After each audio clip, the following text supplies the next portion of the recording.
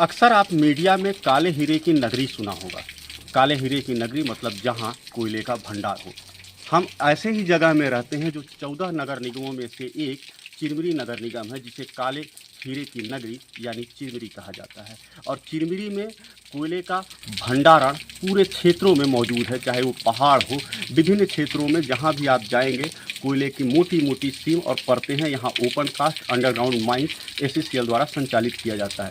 लेकिन इसके अलावा एक बड़ी संख्या जो है अवैध उत्खनन का भी यहाँ संचालित होता है, जिसे मजदूर वर्गों से कराया जाता है। और उसको कोयला तस्कर जो है उसको खरीद कर या तो ईंट भट्ठों में संचालित कर देते हैं, या तो उसको अवैध तरीके से इसका बिक्री करने के लिए राजधानी रायपुर भेजते हैं और ऊंची कीमतों में इसका पैसा वसूल करते हैं।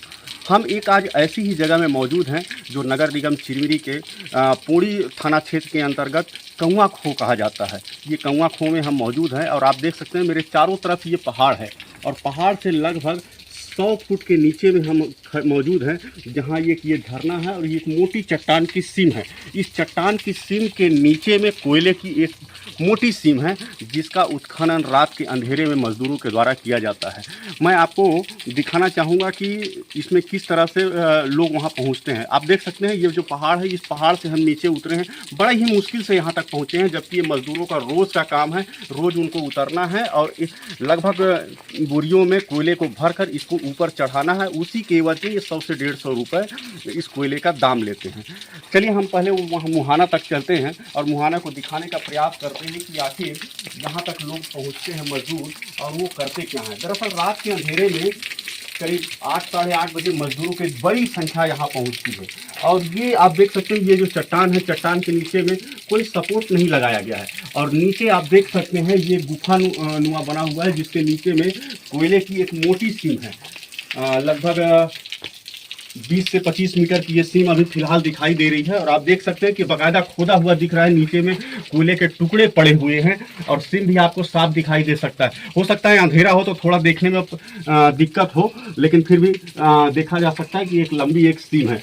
अब आप देख सकते हैं कि हम यहाँ पहुँचे हैं और सिर्फ मुझे दिखाने में ही मेरा सांस फूल रहा है, जबकि मजदूर यहाँ प्रतिदिन इससे आय करते हैं। प्रतिदिन अपना जान को जोखिम में डालकर यहाँ से कोयले का उत्खनन करते हैं और ईंट भट्ठों में सप्लाई करते हैं। मतलब आप समझ सकते हैं कि अपने परिवार का पेट भरने के लिए मजदूर किस हद तक जाते हैं। आप लगभग सुनते होंगे, मीडिया में खबरें भी आती होंगी कि आज अवैध रूप से संचालित खदान के नीचे में 4 मजदूर दब गए, और ज़्यादातर चिरमिरी से भी ये खबरें आपको सुनने में मिलती होंगी। ये इसी तरह की खदानें हैं जहाँ से मजदूर दब जाते हैं। क्योंकि कोई सपोर्ट होता नहीं है, वो चंद पैसों की लालच में इसको निकालने का प्रयास करते हैं कोयले को, और इसी दौरान चूँकि सपोर्ट नहीं रहने के कारण वो बैठ जाता है। बैठने के दौरान वो मजदूरों की मौत हो जाती है। तो समझ सकते हैं कि कुछ लोग चंद पैसों के फायदे के लिए मजदूरों का यहाँ इस्तेमाल करते हैं और मजदूर भी अपना जान जोखिम में डालकर 100-150 रुपये में इस कोयले का उत्खनन करते हैं।